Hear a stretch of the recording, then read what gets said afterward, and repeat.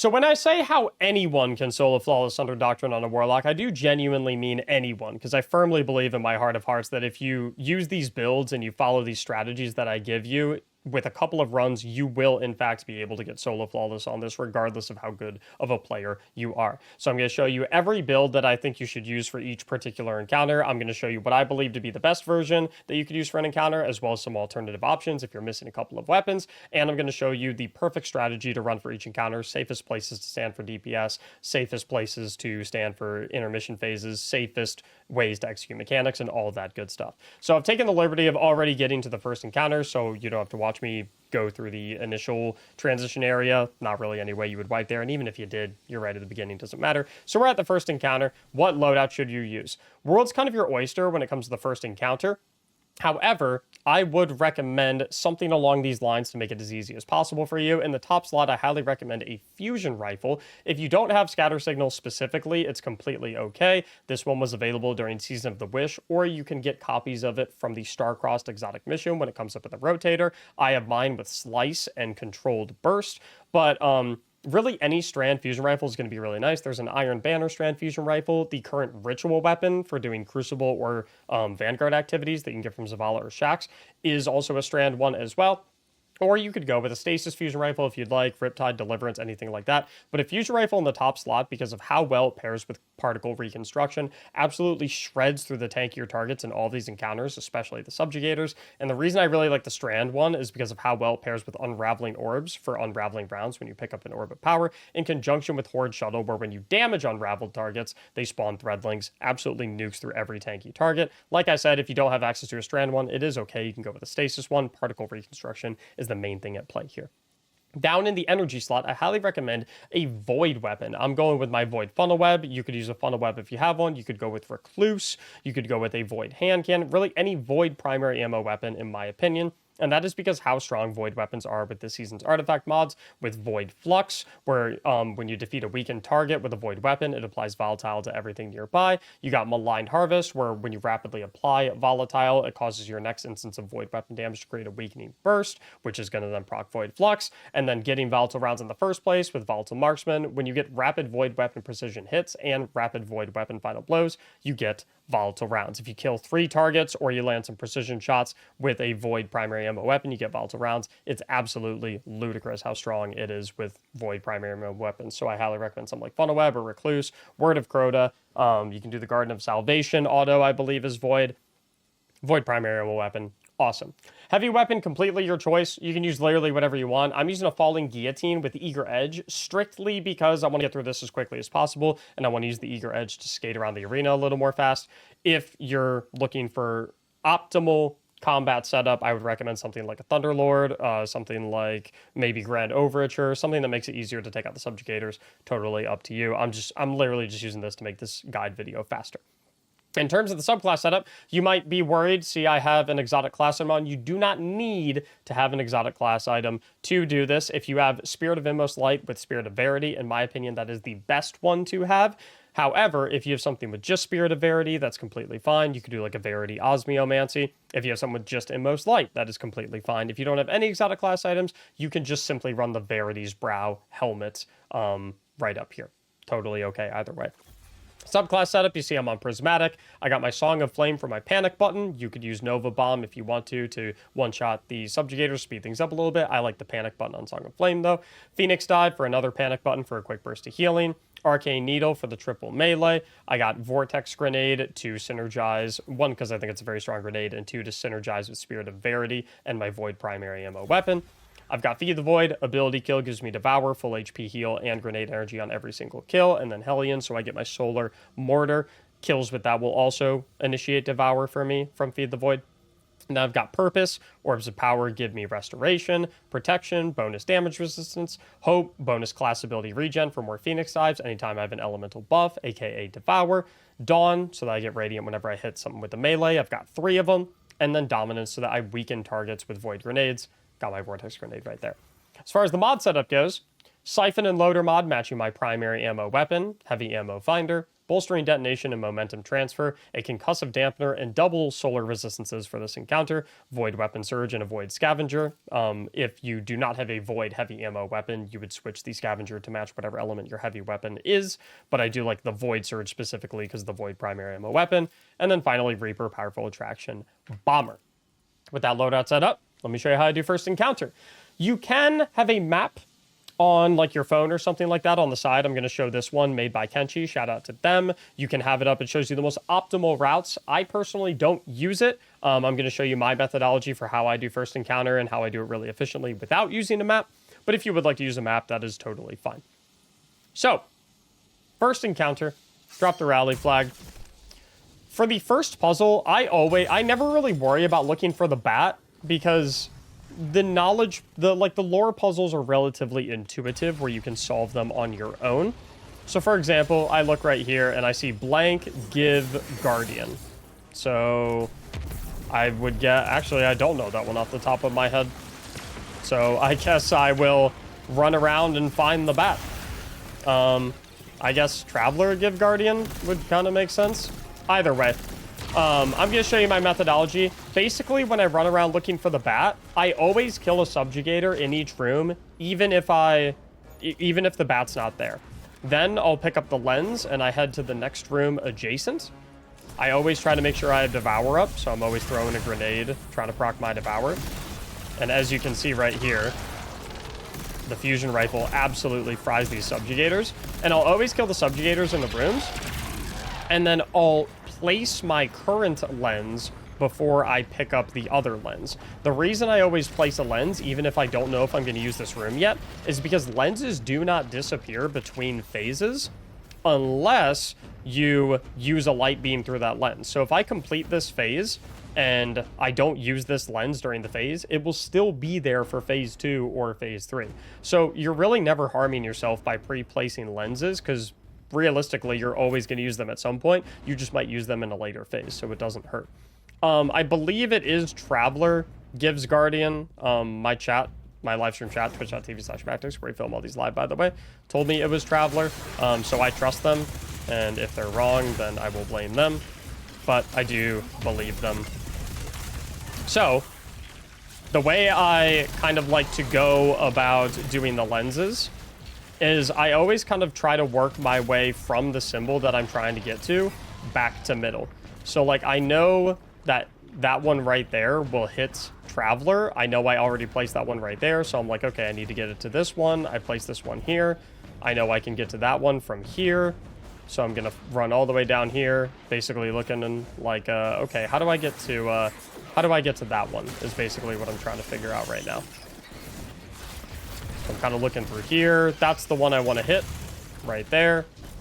So I'm kind of looking at this and I'm thinking I should be able to hit that if I go right here. Actually, now that I think about it, I think this one might actually hit that one down there, so I might have messed up slightly. But you know what? That's actually completely okay, because I know if I go here to here, I know this one will go right here, and then I can go into this one. I know it probably sounds a little confusing if you're not familiar with this area, but please just believe me when I say that I wanted that. Sorry, I couldn't help myself. The more you run this encounter, the more you will get like very comfortable with the lens pad. You'll just start to know them like the back of your hand. So I'm gonna place that one right there, and I'm gonna rotate this a little bit, rotate it again. I like throwing my grenade on the husks when I'm trying to rotate because it's going to proc Devour for me. So boom, boom. That'll hit that one in the ceiling, and we should be good to go. Pyramid accepts the truth, so we're good to go with first phase. And as you can see, even though the phase has been completed, this lens is still here. The one I originally placed, because I never used it in a rotation. Got lucky and found the bat. So now we know we have to find Traveler, so I'm going to kill this sucker. I'm going to try my best to remember that this room is Pyramid. So I'm going to take this lens right here, and then I'm going to go to the adjacent room and see if this room is Traveler. If it is Traveler, I'll start setting up for it. If it is not Traveler, however, no problem. I'll just stick a lens in here somewhere. It is Traveler, though, so I got kind of lucky. So I'm going to kill this guy. Maybe get a little finisher. And I'm going to go with the lens right here.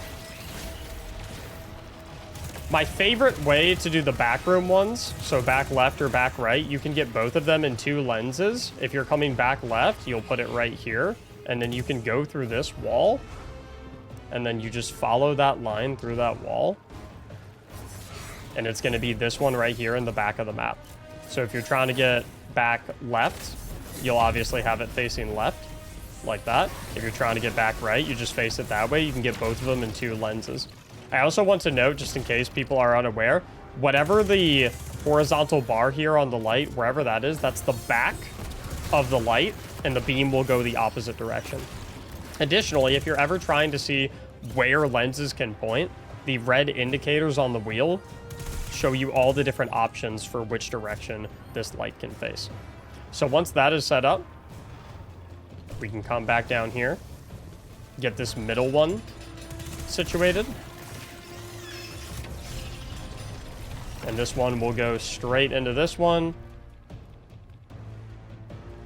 Maybe. I guess I didn't hit it. It'll go straight into this one. It'll send it left through that wall. That'll hit the one we previously set up. Wheel hums to life. We're good to go. Now we need to find the second bat. Or instead of finding the second bat, we can test our lore knowledge. Take a look. Traveler give blank. What does the Traveler give? I'm assuming it gives light. That seems like a good guess. Now, I know that this room, I recall, is pyramid, so I know I'm not going to mess around with that room. So I'm going to come over to this bottom right room to see if I can find light. I also found the truth speaker, so I can confirm my suspicions. It does indeed give light. We're good to go. Now, I see that this is eyes, but I'm not going to leave to the other room yet, even though I know this is the room I don't need, because I've got a lens bearer right here. Here's that Song of Flame panic pop, like I had mentioned. That's why I really like running Song of Flame. So if I do get into a sticky situation, I can just pop it and I'm good to go. And then oftentimes we'll be able to use that Song of Flame to kill the next lens bearer. Like I said before, I love placing a lens, and then I'll go pick up the one of the subjugator that I just killed. So for this one, we're going to rotate this one this way, and I'm thinking, okay, normally I'd be able to get it from here, but I'm already using that back one to get back the back left room, so I know I have to come from a different angle. So I'm thinking, okay, maybe I can come from here. Let's place this one. I'll rotate it at that, so that looks good. Now, how do I get to here? Ooh, I see that one right there. And I just kind of know that I can get to that one from this one. So I'm going to run out of that room so enemies respawn. And then I'm actually going to come back into here to take out this lens bearer. This fusion rifle eviscerates him. And there's my final lens that I need. We're going to pick that up. Keep on rolling. And I know that this one goes exactly where I need to go to. I just need to make sure it's faced the correct way. I think I need to rotate it over just a tick so it's on this one. And then we're going to beam this one into it. Rotate it once more. Hit that. On, ping pong there. Should go there. And then you're going to see it cut across the left. And boom, we're good to go with phase 2. So now it's time for phase 3. My philosophy with phase 3 is I always know, since it's going to be 3 symbols, I always know that we are going to use a minimum of either back right or back left. Sometimes we'll use both even, but I know we're going to have to use at least one of them, right? So I always like to make sure that I incorporate my middle light always comes back here and always goes either to right or left. That is like my base rule, is that this one has to be saved. So the first time I find a back room, I use this one for it. Just because it's way easier to access the front rooms with these two right here. It's really annoying to access the front room, specifically that room, with this light right here. I think it's like a 10 light chain or something goofy like that. So, with that in mind, we're going to start searching. We obviously need to find the truth speaker first. We can't guess on this one, at least initially, because we have no information available to us. Notice how this lens is still here from the previous phase. because I never ended up shining a light through it, so it stays. That's why we always make sure we place our lenses, even if it's in a room that we're not needing to use in that very moment. I'm going to pop my Transcendence just to get my grenade back. There's our Truth Speaker. I remember that the previous room was Witch Queen as well. Always try to keep that stuff in mind. Here we have Pyramid. And so here I see we have Hands, so we're not going to use this room. But I do have a lens on my back. I am going to place it before I go and grab this lens, because then I get to roam to the other side of the arena with another lens. So I know we've got Pyramid. So we're going to check out this room down here, see if we have a Pyramid situation, and we do, which is great. So what I'm going to do for this room is I'm going to start setting up my chain for this room. And I think I do this chain for this room inefficiently, by the way, so if you know a better way to do the chain for this room, please use it. I'm not as familiar with this room, admittedly, compared to other rooms. But we're just going to smoke that one. I like placing this here. I think it's fastest to do that lens, but I'm not, like I said, I'm just not super familiar with the angle. So I'm just going to do the one that I know, even if it takes a couple of extra seconds. So we're going to angle that there. I'm then going to leave this room so the subjugator respawns. There we go. Use my fusion rifle. Thanks for the lens. And then we're actually going to take this lens down here. Yeah, I believe you want to hit this and then you go into the wall. And then it goes from the wall into that one, and then you can go from there directly in, I believe. I'm not 1000% sure, and I didn't want to, like, take a risk messing that up while I'm recording this guide, in the interest of time, so. Yeah. Should be able to go from here to this one, and then this one into this one. Yeah, we should be fine. I am going to pop my Transcendence, just because I see a lot of enemies up in here right now. And I'm not really, don't feel like messing around. Not like we really need our Transcendence or our Super for anything else. So we're just going to keep smoking this Lens Bearer. And I'm trying to remember what our other two symbols were off the top of my head. If I recall correctly, it was Witch Queen and Give. So I'm always trying to make sure I keep those in mind, just so I know what I'm working with. Turn on this light. And that should take us all the way. Boom, boom. Into that one. We are looking good. And I'm actually going to stay in this room, not only because I see a subjugator in here, but just in case the Truth Speaker decides to spawn in this room to give me my next symbol. It looks like he is not deciding to do that. So I'll go ahead and kill that subjugator, take the lens. And then we're going to go ahead and continue into this room. There's the Truth Speaker. I am actually going to kill the Truth Speaker first. We've got Stop, which conveniently is this room. So right here is the point in time where I'm saying in my head, okay, this is where I'm going to want to utilize, got a little weak right there. This is where I'm going to want to utilize my, my 2 rotation, using the one in the middle to go to the back of the room. So I know I fit this one, point it right at there. And then, like I said, this one will give us a 2 lens chain, either to back left or back right.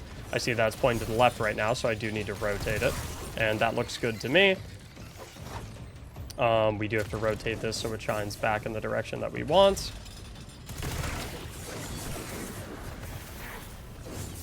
And just like that, there is our second chain. And this is really nice because it's easy to get to either of the other 2 rooms through this one. That is why I always like to have that rule of using this middle one to get to one of the back rooms. Because it kind of always guarantees that you never have to fix any of your chains, if that makes sense. So now we have Witch Queen, which is coming to this room, which is a very, very simple rotation for us. We already have one of our lenses set up. Keep in mind, this lens right here is from phase 1. So that lens has been here this entire time. That is why we pre-place those lenses, even if we don't need them in the moment, because we can't hold 2 lenses at the same time anyway. So we're going to direct that there. We just need to get one here. And I know just from experience that we can do that from this one. I believe actually, if I'm... Yes, correct. That is correct. We do it from this one. And we need it to be facing that direction. This one takes us into that room. This one takes us into there, which takes us into that. The more you know. So that looks like it's already pointed the right way. I just need to get one more lens. Pop the prismatic to take out this lens bearer.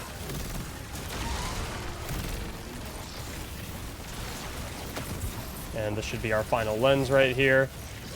Try and get ability kills to keep the Devour up. And then with a placement in there, tag this. That should go ahead and complete first encounter for us, if I'm not mistaken. Let me just double check. I see the light going. That looks good to me. Wheel hums to life. Should say it accepts the truth. Pyramid accepts the truth, and we are good to go. There's encounter number 1.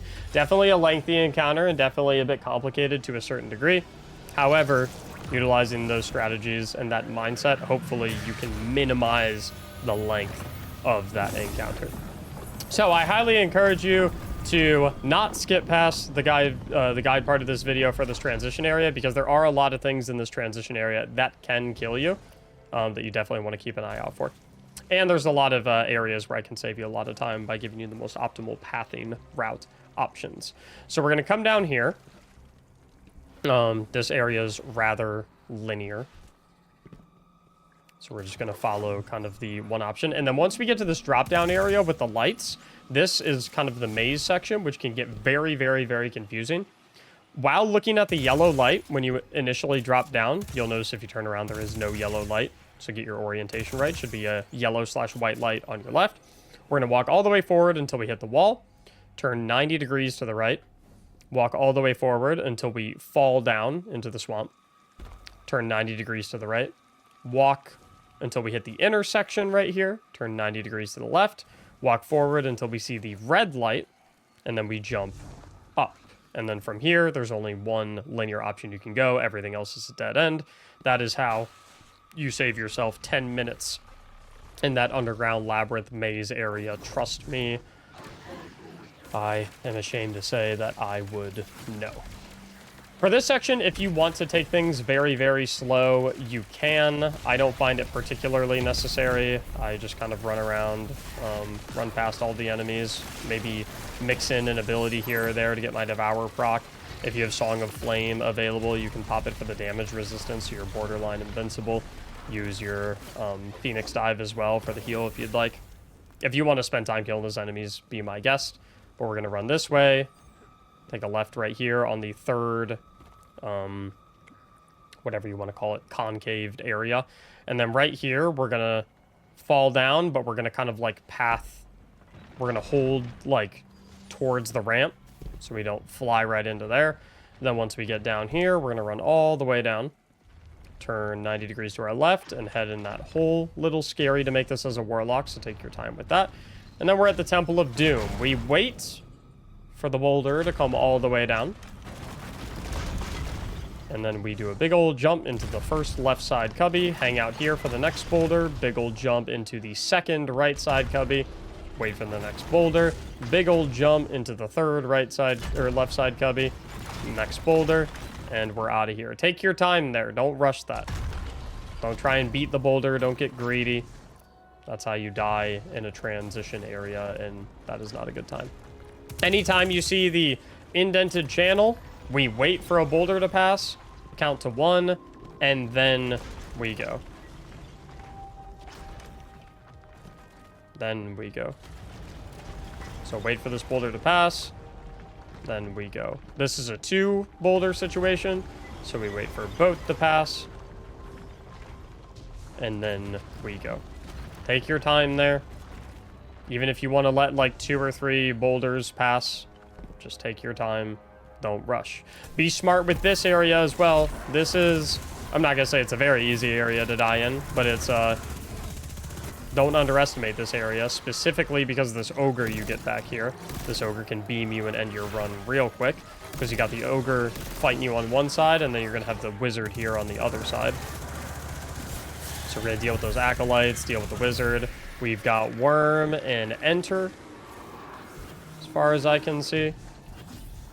So enter is going to be a 2 dunk for us. And looks like worm is going to be a 3 dunk for us. Lucky us. How fantastic. I typically find after you kill the 2nd or 3rd wizard, that's when you get an additional ogre spawn. Ish. So we're going to make sure we focus on that ogre completely. And we're going to get another 2 wizards. Like I said, like, respect these wizards. 2 wizards are no joke. With the ogre on your flank, they can absolutely blast you. Then you need 1 more dunk. And there's our final dunk. And with that, we are on to the 2nd encounter. For loadouts for the 2nd encounter, I have got 2 recommendations for you. One of which is if you have access to raid weapons acquired with spoils of conquest. And the other is if you do not have access to such weapons. The first of these loadout recommendations is going to involve the same 2 weapons you just ran: fusion rifle, void primary ammo weapon, and anarchy. Anarchy is exceptional for this encounter. It might not be the best damage. However, it is definitely, without a shadow of a doubt, the safest damage. If you do not have anarchy, or if you do have anarchy and you notice that you're running out of ammo during the DPS phases, alternatively, you can switch to a heavy ammo machine gun, preferably void, and Wither Horde. Not only is Wither Horde also very, very, very good for damage, because you can stick all 4 of the Shriekers and it will take 4 instances of damage all at once, but it makes your Transcendence meter go 0 to 100 immediately. You have permanent Transcendence available during the DPS phases, which means permanent grenades, which means permanent weaken from Facet of Dominance. It means permanent melees, which means permanent radiant from throwing the needles, and it means permanent class abilities, which means permanent healing. I'm going to show you both and 2 different phase options, and you can decide which one you prefer. I'm going to start with the Anarchy. In terms of mods, we're keeping mods basically the same. The only difference is we are changing our Surge and our Scavenger mod to our heavy weapon, Arc if you're Anarchy in this case. If you're sticking with the Void machine gun, you can stick with Void right there. We are changing one of our solar resistances to an Arc resistance because of how many wizards there are in this encounter. The wizards, of course, deal arc damage. Very dangerous because not really a whole lot you can do to prevent them from spawning.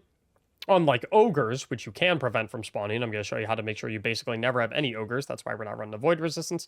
And we are taking off powerful attraction in favor of a time dilation mod. Reason being is that because whilst powerful attraction can scoop up orbs of power, it can also scoop up the sticks that give you the knowledge buff from the wizards. And sometimes that results in you using your class ability, Phoenix Dive, to give yourself a heal or give yourself Hellion. And it results in you accidentally picking up an extra stack when you didn't want to. Subclass setup is remaining absolutely identical. Song of Flame, Phoenix Dive, Arcane Needle, Vortex Grenade, Feed the Void, Hellion, Purpose for Restoration or Pickup, Protection for bonus DR, Hope, so that we always have our class ability up because we have an elemental buff, aka Devour, always all the time, Dawn for Radiant, Dominance for weakening grenades. You could go Nova Bomb if you want extra damage. I much prefer the Song of Flame for the survivability aspect. This is solo flawless, not solo kill the boss as fast as humanly possible.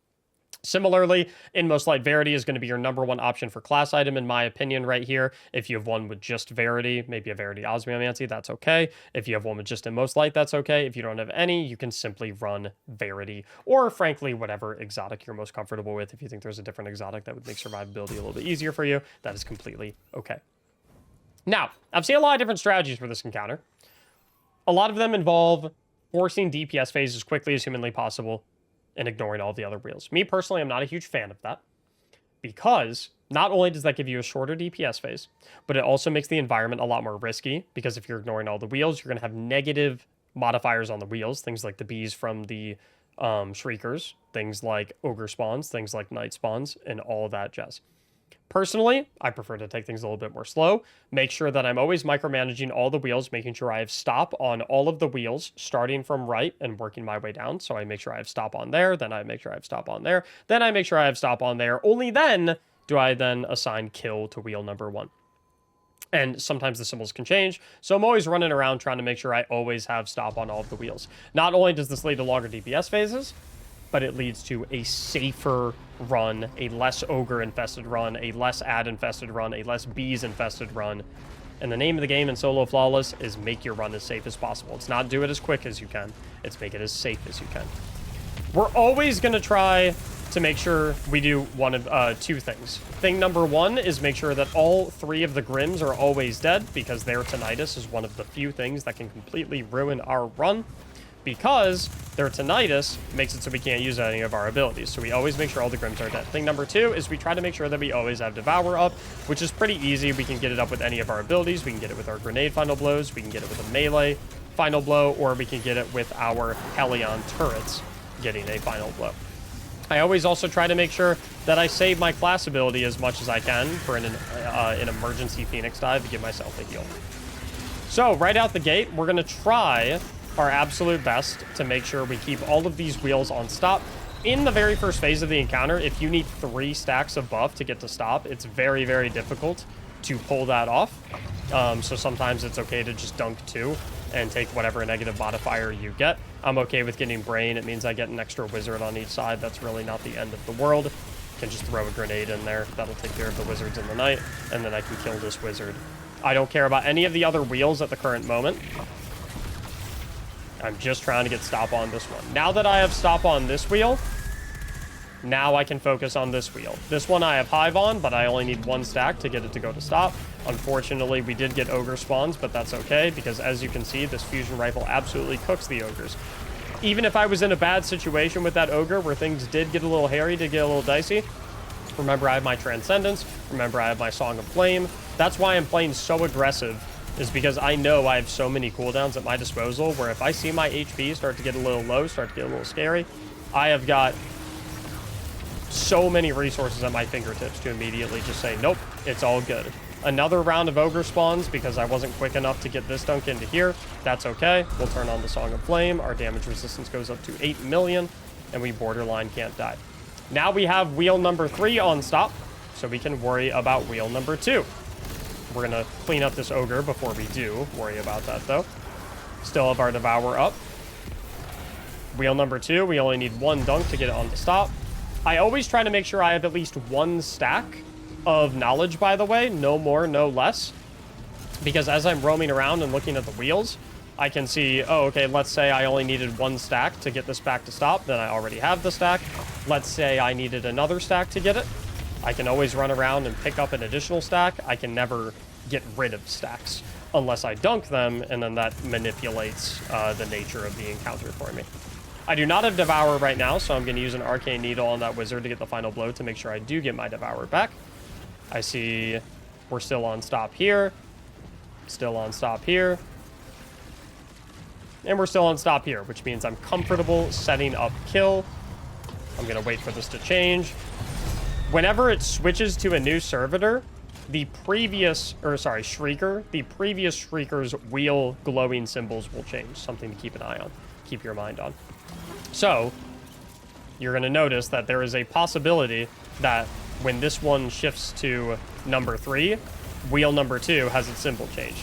So right now, all I'm doing right now is killing ads and waiting for it to switch. And then once it switches, I'm going to monitor wheel number 2 to make sure that the symbol doesn't move off stop. And if it does move off stop, I already have a stack of heightened knowledge. It'll only move off 1 at the most. And I'm here to go ahead and change it. Looks like it's good, though. So we're going to come back over here. That's still on stop. That's still on stop. So we're good to go at the current moment. I don't have Devour up, something to keep in mind. So I do want to get Devour up. I am a little weak as well, so I'm going to use my Phoenix Dive just to make sure that I'm chilling. Make sure we're on stop. That's on stop. That's on stop. I'm going to make sure this one didn't change. We're looking good. For DPS, I love this spot. Shout out to my live stream who told me about this spot. If you look at the bridge area, it is right here. This spot is crazy. Basically what I do, I pop my prismatic, I spam my grenade, maybe a touch early, double anarchy on you, double anarchy on you, throw a needle to get radiant, double anarchy on you, and then I just sit right here and let it do its thing. Throw another grenade, double anarchy, run out here, needle or two to get radiant, double anarchy, let it do its thing, throw another grenade to weaken. And then if I ever get weak, just pop my class ability, double anarchy. It's this simple. This is all you have to do. You just sit right here. Throw that so I get radiant. Gives me my empowered abilities as well. That's why I love the Spirit of Inmost Light. And now, as you can see, I'm getting a little low on heavy ammo. I know I have some in the arena, so I'm going to throw a needle at that guy to give myself Devour. I'm hanging on to my Phoenix Dive, just in case I take a little too much heat. Want to make sure I don't get hit with Tinnitus. Another option, too, once you start roaming the arena to get some more Anarchy ammo, on the center platform right here is also a really nice spot to hide. You can also do this on the other side, the left side of it, right here. Got some ogres up. So I'm going to completely ignore DPS now and focus on the ogres because I do not want to get killed. Honestly, not a great damage phase for me, to be honest, because honestly I was more focused on explaining what I was doing than I was actually doing the damage. But as you can see, exceptionally good damage. Now I'm going to show you a phase with Wither Horde for if you ever run out of heavy ammo or if you just don't have Anarchy for this encounter. So immediately once we get back to the next phase, our number one priority is making sure that our furthest right wheel is once again on stop. I see I need 2 stacks for that. In the second phase, really any phase after the first phase, it's going to be way easier to make sure that you always have stop on, just because you have many more wizard stacks at your the knowledge stacks at your disposal because you've been killing the wizards throughout the first phase. So we're just going to make sure we have our Devour up permanently. We're going to make sure we're taking out all of these ads. And real fast, I'm going to give you, I'm going to make sure I'm safe. Then I'm going to swap real quick and show you what the Wither Horde situation looks like. This is going to give you a little bit less burst onto the ogres and the wizards and things of that nature because you don't have the fusion rifle anymore. But with Devour up 24/7, all of your abilities, Transcendence at your disposal whenever you want, I think you're going to be just fine. I see right here that we have a 2 stack that we need. You can also, with this setup, you can just use your heavy ammo weapon primarily for ad clear. I see we're weak on HP. We don't have Devour, so that's why I'm using that Phoenix Dive very early to make sure that I don't get hit with the Tinnitus from the bat. I see we have ogres spawning. Wither Horde's not no slouch for the ogres either, I would like to add. I really don't want to deal with the ogres while I have a wizard alive in mid, though, so we're going to take out that wizard in mid. I'm a little weak, and I don't have Devour, so I'm going to go ahead and pop that right there. I do have my Transcendence available as well, and I'm actually going to pop the Transcendence just to make sure I can safely clear out all of these ogres, because I do not want to be in a risky position. I really want to get my Devour back, so I'm going to throw a needle right there, and then I'm going to recheck my wheels. That's on stop. That's on stop, so we're looking good. Let me get 1 stack, and let's check wheel number 2. Once again, we can use our machine gun, primarily for ad clear. Here we go. Let's get this locked in, so we get that on stop. And I need to get 1 more stack. So we're going to go ahead and pick up this, so we have an X1. And it looks like, if I'm not mistaken, I can set up kill right now, because we're stop on all of them. So let me run over here, dunk this, so that when that lock set progression bar fills up completely, we can get kill, and we get I have no problem with rushing to early DPS phases, but I really only like doing it if you have stop on all of the other wheels. That's kind of my rule for the early DPS phases. So that's still on stop. That's still on stop. I want to check wheel number 2. Let's get our Devour with our grenade. I'm just going to butter him up a little bit so the grenade gets the final blow. That's on stop. That's on kill. Always micromanaging the wheels. And then once again, pay attention to my Transcendence meter here, by the way. Look at how quickly it fills up. So I just I don't even wait till they're open. I just shoot them. Look at my Transcendence meter go. I'm gonna pop my Song of Flame as well, so I have permanent Radiant. And then I just literally stick them all with Wither Horde, just like this. I try to make sure I use my class ability as well quite frequently, just to make sure I'm always healing, because these guys do a lot of damage. And with the Wither Horde, you're peeking a lot more frequently than you are with the Anarchy, just because of the nature that you're pretty much always shooting. And then once your super is gone, you can pop Prismatic and fling your Radiant melees and your weakening grenades at the Shriekers all day long. Also, make sure you're not getting overwhelmed by ads too much. You can throw a needle at one of them to make sure you get your Devour procced. But I'm always trying to put my grenade onto them so I get the weakening. Now my Transcendence is gone. Look at how quickly it comes back. And there's Transcendence again. So Wither Horde is an extremely respectable option. Honestly, it might even be better than Anarchy in terms of like ease of use. So here I'm getting a little weak. I got to keep an eye out here. So now I'm gonna go ahead and vacate the premises. But very easy 4-phase, maybe a 5-phase if you have a bit of a tougher time. Those are your two options for this boss. That's your DPS area. That's how you play the fight. That's how absolutely anyone can get their second encounter. One more thing I do want to mention with the DPS phase, if you are going the Wither Horde route, frankly, if you're going the Anarchy route as well, it can be really nice in terms of damage if you also sprinkle in some shots with your primary ammo weapon to proc your artifact mod, so you get volatile on it. That way you're putting volatile rounds on with the primary ammo weapon in conjunction with the Wither Horde. The Wither Horde ticks are going to be proccing the volatile rounds. Yeah, just kind of all around does a crazy amount of damage. So for the transition area between boss number 2 and the final boss, I've taken the liberty of already putting the eyeball in the hole because no one needs to watch me struggle through that. There are a couple of areas that you do need to be careful of. So I know typically people kind of, you know, scoff at transition areas when it comes to solo flawless, but don't treat these lightly because there are a couple lethal areas that I want to show you where you can go down, and that is a really rough way to lose your solo flawless, especially considering that at this point you're already past the hardest part of the solo flawless. Once you've killed the second boss, you're already past the hardest part. So you're just going to follow the pathing that I'm taking. You'll notice that I switched to a hand cannon here. I like having a primary ammo weapon with a little bit of extra range on it for this area. You could even go a scout rifle if you wanted to. Once we get here, we have to kill these enemies. We don't have a choice. Some of the other packs of enemies we can skip past, but this pack we do indeed have to kill. You'll notice I have the fusion rifle back on, and that is for a very good reason, which you will see why in a moment. A couple acolytes we've got to kill here. Looks like we have one more, and that should open up this door.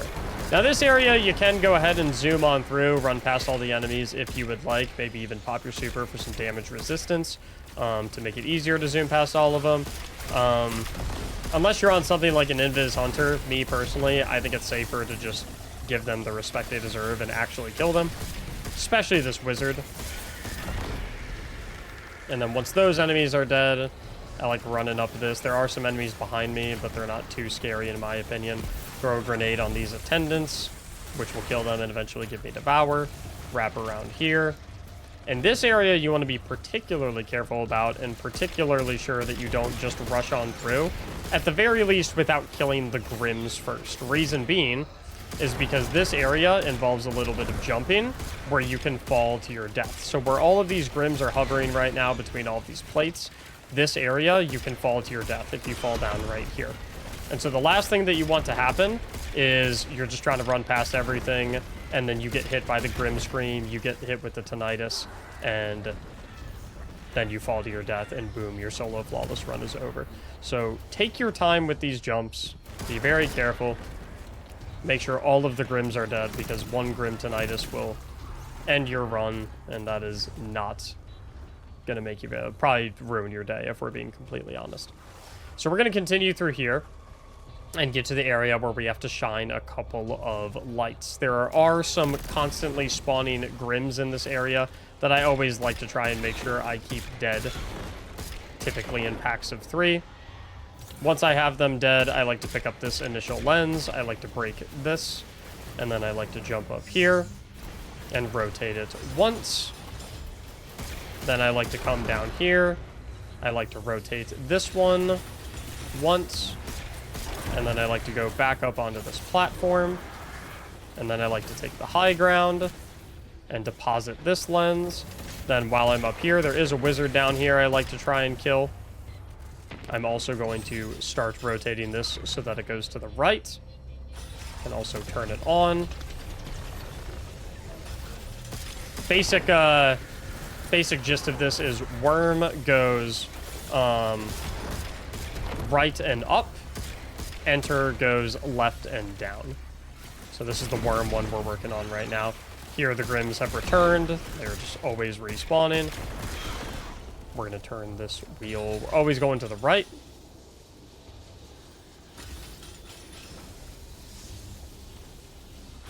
And to the right one more time. And then we're going to hop back on here. The worm actually finalizes by going down, so we are going to rotate that one to face downwards, and then we're going to come back up here and get this other lens so we can start enter and working the other way. So we're going to throw this grenade here just to get our devour. We're going to rotate this because, like we said, enter goes to the left. Place that, turn it on. We already set that one up. We already set this one up. We pretty much already set these up on our way around the loop the other direction. All we have to do now is change this one. I'm actually not going to change it quite yet. Instead, I'm going to change the worm one so it's facing towards worm, the correct direction. And then we're good to go there. And then I will hop up here. This is for enter. Enter will finalize by going up. We do need to rotate it twice.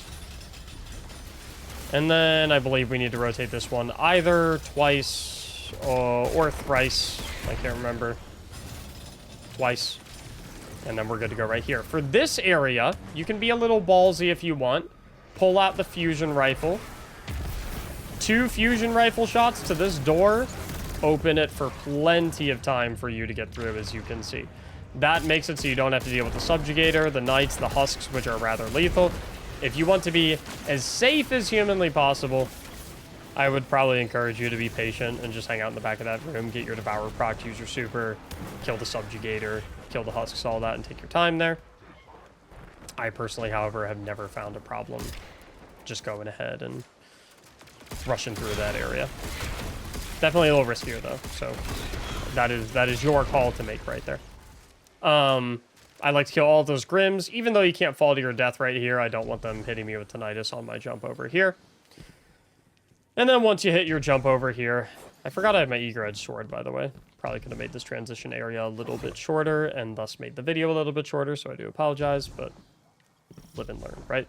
With that, you are now at the final boss, where we are first going to talk final boss loadout, which is going to be effectively identical to your loadout for the previous 2 encounters, with the exception that I did not come properly prepared for this video and need to transfer over the Queen Breaker with Catalyst. Exceptional for this fight, especially with particle reconstruction, as I'm sure you know. This thing just feels absolutely incredible. If the boss cooperates, very easy 4-phase. If they're not cooperative, maybe you get a 5-phase, but the phases are rather short in the final boss of this dungeon in contrast to those of Vesper's Host. So, this is pretty much what we're going to run. Subclass is going to remain completely identical. Song of Flame is the panic button. Phoenix Dive, Arcane Needle, Vortex Grenade, Feed the Void, Hellion, Purpose, Protection, Hope, Dawn, Dominance. With the mods, we're going to go back to our double solar resistances for the Reavers and the Husks. We are going to make sure we have Siphon and Loader mods for our primary ammo weapon. We're going to have a Surge and Scavenger mod for our Queen Breaker's Bow. And we can now go back to Powerful Attraction and Bomber, since we don't have to worry about using our class ability and accidentally picking up any stacks of knowledge from the wizards, because that doesn't exist here. Now, also, if you haven't been watching the other encounters for the loadouts, my favorite thing to run is Spirit of Inmost Light, Spirit of Verity class item. If you don't have this, completely okay. You can use any class item with Verity. You can use any class item with Inmost Light. Or you can simply use Vesper, or not Vesper, I apologize, Verity on the helmet. Or frankly, you can use whatever exotic you like here. It's really not that big of a deal. It's not a main contributing factor when it comes to this fight. So, How do I like to play this fight? There's two ways you can go about doing this fight. Option number one is if you are a lore buff, you can completely ignore the bat altogether, never go to one of the sides, and just look immediately at the wheel and look at the two stories and say, and you yourself can determine which one is true and which one is false. Me personally, for whatever reason or another, I just don't really like doing that. I like finding the bat, seeing what symbol it gives me, and then going based off that. You can do that at your discretion. I'm going to show you how I've done it and how I've solo flossed it every time, how I prefer. So every single phase, I like starting by immediately going to the right side. So I'll run to the right side, and then I like to immediately bombard this Omen. Absolutely cook him. And then I see if I have the bat. I just kind of wait around for a little bit, see if the bat's going to appear, and make sure I get Devour.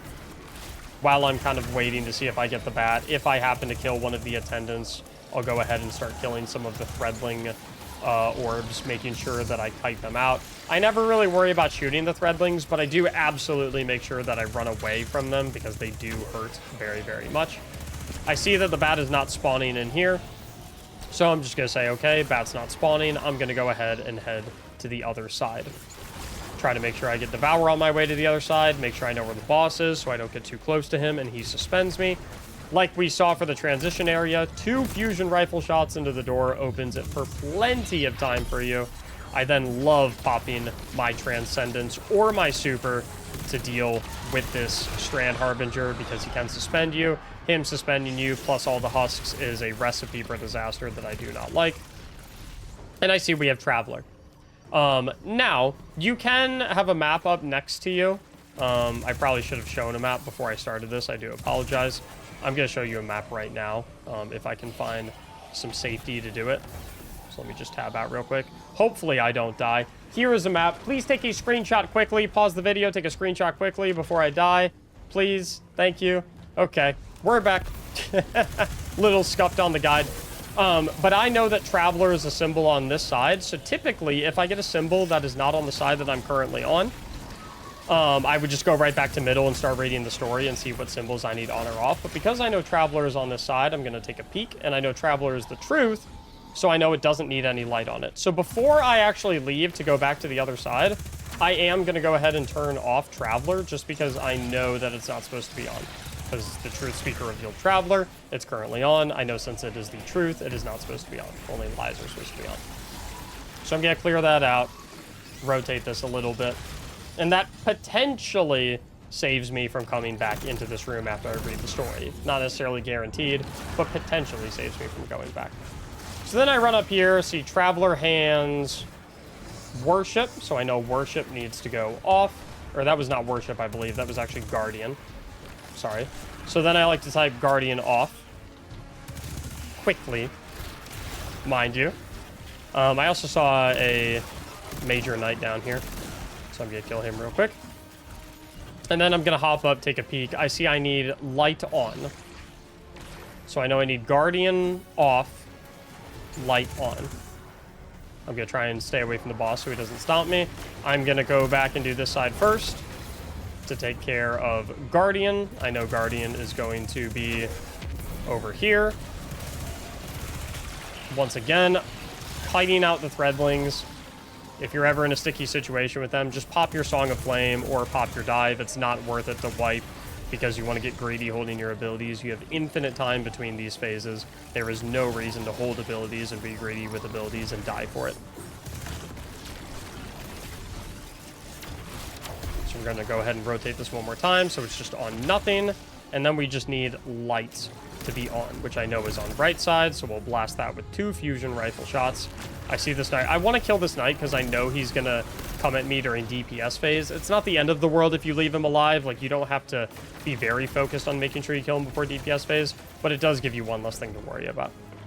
So now we're going to come over here. I know we've got to do light. Going to hit that real quick. And it looks like we're pretty much already good for light. All we need to do is raise this up. That's because we cleared that out earlier while we were potentially waiting for the bat to spawn because we killed the subjugator so quickly. Rotate that one. Light is on, and we're now ready for DPS.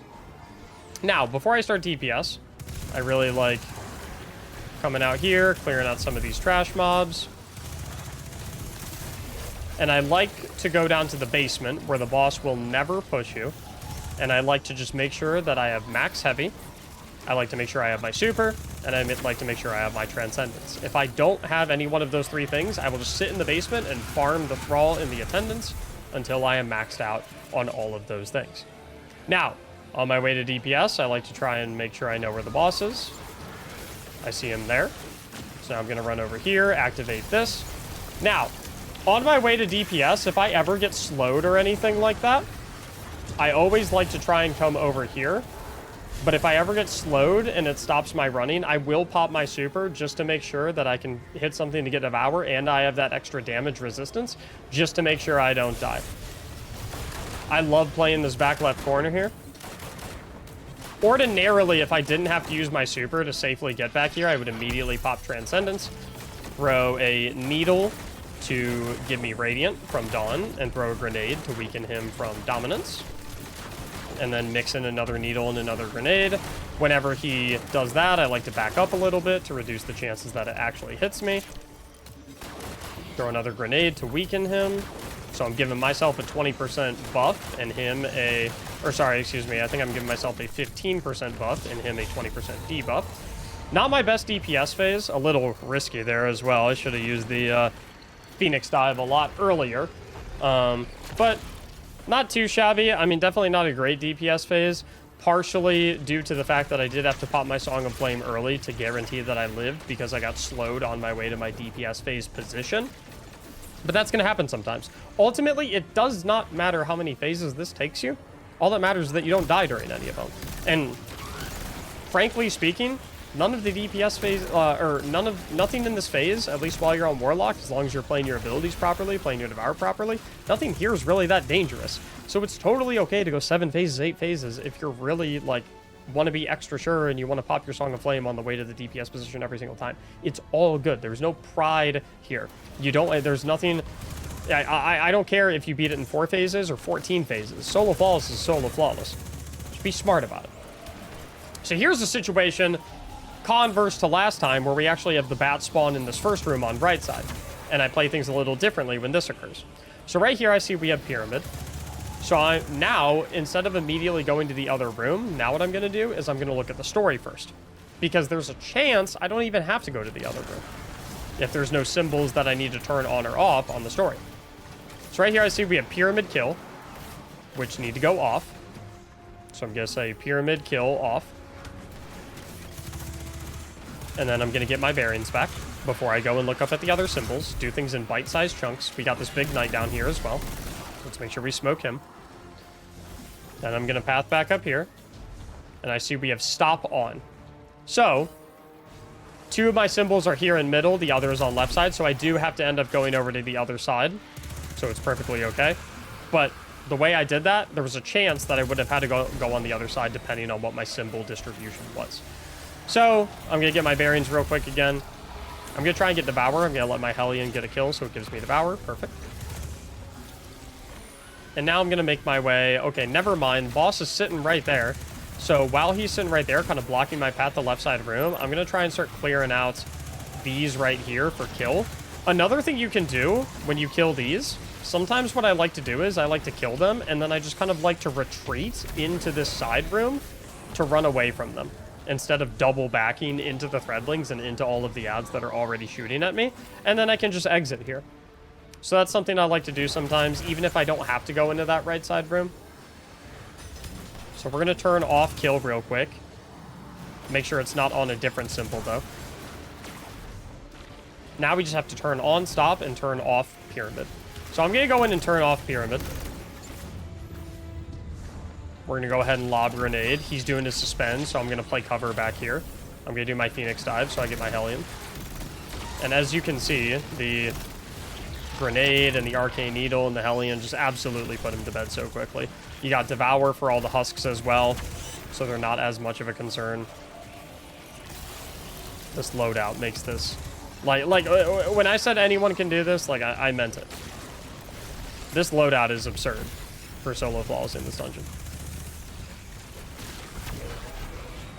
Then I'm going to run over here, finish this up. If there's only one, sometimes I'll just go ahead and kill the Threadlings. Okay, I turned off Pyramid, but I don't want Traveler on because that wasn't part of the recipe. Maybe it doesn't negative impact me to leave Traveler on, but just to be safe, I like to make sure it's pointed at the wall and not on any symbol. So now we're going to go back. All we have left to do is, I believe, stop in the basement. Boss is usually waiting for you, by the way, when you exit out of that left room, so I always like to take a hard left after I exit the door. Kill that Reaver right there. Kill all 3 of these, and I'm going to kite them out. This is a really confined, closed space down here, so I really like to just kind of do a loop, let the Threadlings time out from distance. As you can see, they're not really bugging me anymore.